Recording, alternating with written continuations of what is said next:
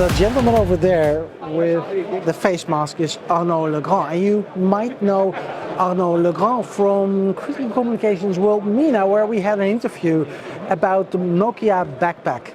Well, since then, much has changed within the company. The company has exhibited at several exhibitions since then.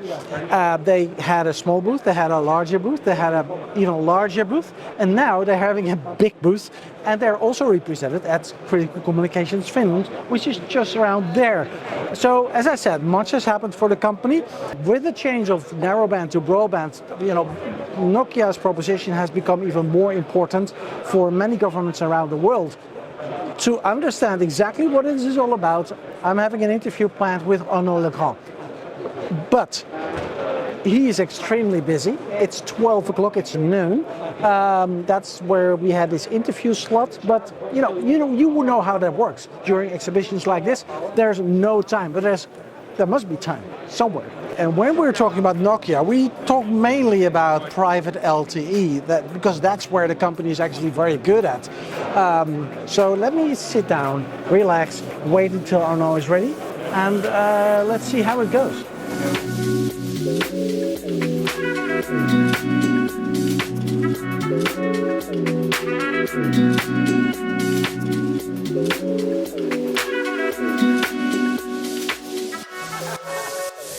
Arnaud. Yes, I got. Oh, okay. Like this? Yeah. Without touching? Yeah, without touching the table. It will be tough, huh? Arnaud Legrand. Yes. Thank you very much for having me at the Nokia booth. I am really excited in what you guys are showcasing, because I just said that you were exhibiting at several exhibitions of Critical Communications World, starting with a tiny booth. Now you have a bigger booth. It's growing, your application portfolio is growing, your solutions are growing. So what are we going to show? So what are we going to see here today? So the key here is really about mobile broadband transformation of public safety network. It's still the main theme for the show, and that's the main theme for our booth today, okay? But I think what we are showing, because it's not new, and what makes our offer probably unique is the fact that we have lots of experience. First in mission critical networks, because we are serving more than 190 customers across the world today for public safety customers. We have lots of experience in this mobile broadband technology, because we are one of the market leaders overall, if you consider all communication markets. And that's what we bring, this technology capability that we bring to the table to our public safety customers, both in 4G and 5G, obviously. And the last thing is the fact that we are able to provide end-to-end network, and we are pretty much unique in these capabilities. And we're going to show you on the booth what do we mean exactly by this end-to-end, and how we can leverage these end-to-end capabilities to bring kind of solution turnkey to our customers, to our public safety customers in the market. I'm really excited to see what you guys have there. I already saw something about spying. I saw something about interrupting a network. I saw some goggles. I'm really curious, so let's go outside, okay? Okay, good. Okay, because this is inside. This is your little booth over here for discussions with your customers, right? So, yes. Okay, so where do we go? Oh, no. Let's start with the VR goggles. Okay, all right. Well, I can identify this as virtual reality, right? It is, and actually we use virtual reality to educate the customers on what are the benefits of mobile broadband for first responders, okay? Okay, so what exactly happens here? Because how am I connected to who and how? Well, it's pretty simple. There is a fire, and the fire chief is alerted, and if you experience it, you will see how we use modern tools to plan the mission, know what's going on, and be much more efficient at the end of the day, to be much more quick, to be quicker to the scene, quicker to plan the plan of the mission. Yes. And solve the problem basically, or solve the fire much quicker. So I can be the fire chief, right? Okay. Now I can see some rescue helicopters over there. Drones. I can see drones. There? No, just bring it there. Like that. And Yeah. just And I'm, Put it there. that's it. That's that's it. All right, that's easy. So this is the stuff you want to bring in for the mission. Okay, I'm requesting drones. Now you see all the vehicles which are available at the fire station. Oh, wait a minute. Hey, where are you? I'm on the road. I'm on the road to the fire incident. Exactly. Now you can plan the map. So you have the map, you have the different vehicles, you can put them, say, okay, you will say this one is going there, this one is there. Okay. And you click on share, and it will be dispatched to the other vehicle. So now they all know what to do. And now you are there. Oh, there's a fire. There's serious fire. It looks like I'm in Vienna. And look, you can see your team. You can see your vehicle. You can see your team. And you are done. And you close the. You did a great job. Wait a minute. This is okay. All right. So can you imagine that when you're a fire chief, wherever I am with my tablet, I can control everybody everywhere to any mission, and I think that's what it's all about. That's kind of interesting. This was a fire situation, but it can be a policing situation, it can be anything, right? Or no? Absolutely, absolutely. We took an example with fire, but yes. Yeah, it can be anything. It can be anything. And the goal is really to simulate, and it's real. We've been building the scenario with real firefighters, because that's what they want to have.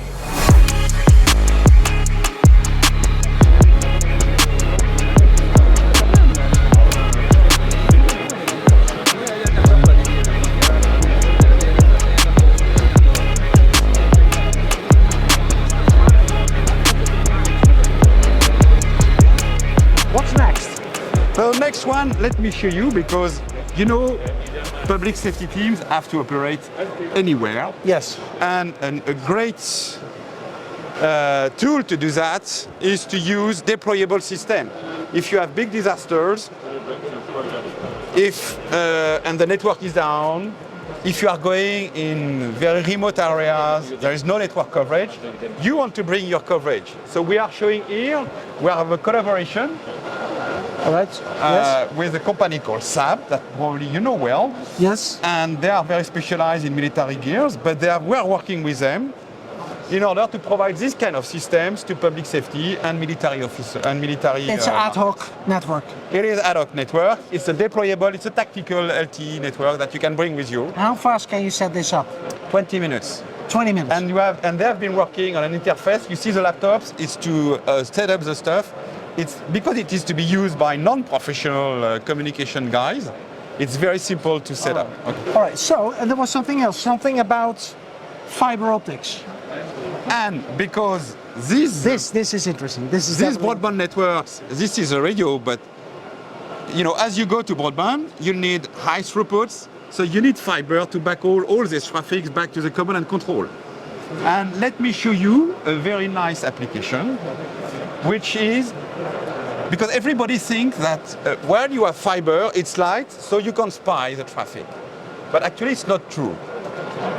With a device that costs approximately 20 euros, you can absolutely spy the traffic which is going on the this fiber. little device, right? Yes, this little device. For 20 euros, you can buy a device, you can spy the fiber. So in other words, you can spy on what's communicated through the fiber. So the weakest link could be the fiber. Could be. Yeah. Fortunately, we have a solution. This is a little device that will curve the fiber. Yes. Okay. And by curving the fiber, you get access to to the traffic on the line. Okay. So we have a tool which is able to detect that there is an anomaly in the traffic, and which is able to detect where is this anomaly. So what is the position where the spying is happening, right. The location where the spying is happening. Okay. First tool. Second thing, which I think is very interesting, obviously, to counter that, what we are also showing here is an encryption. So we are able to encrypt the fiber optic traffic without at all degrading the performance of the network, of the optical network. I mean, in terms of throughput, in terms of latency, no degradation at all. And this is extremely robust encryption, which has been approved by the French cybersecurity I can entity. see that's this signage over here. Exactly. Okay. And we say it's quantum safe. Even quantum computing is not able to decipher the stuff.